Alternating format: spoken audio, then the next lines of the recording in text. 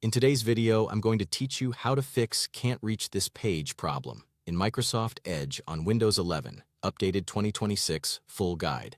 When Edge shows can't reach this page, it usually points to a connection hiccup, a temporary browser glitch, or network settings that are getting in the way.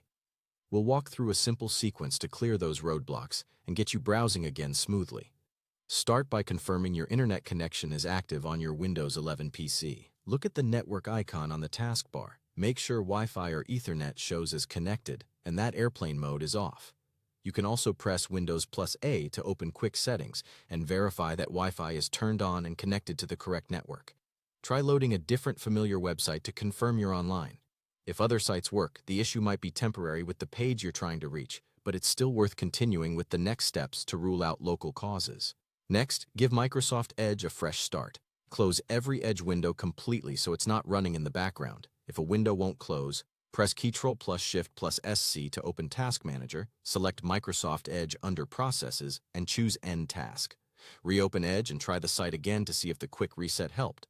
If it still won't load, clear cache and cookies in Edge. Select the three dots in the top right corner, choose Settings, then Privacy, Search, and Services. Under Clear Browsing Data, click Choose what to clear. Set the time range to all time and select cookies and other site data and cached images and files. Leave items like passwords unchecked if you want to keep them. Click Clear now. This removes outdated data that can cause pages to fail or load incorrectly. Reopen the site once more. If you're using a VPN or a proxy, temporarily disable them in Windows 11. Open Settings with Windows, plus I, go to Network and Internet, then VPN, and disconnect any active VPN. Next, open Proxy and make sure Use a Proxy server is turned off unless you rely on one for work. VPNs and proxies can reroute or block traffic and sometimes trigger the "can't reach this page" message. Finally, restart your computer. Choose Start, select the power icon, and click Restart.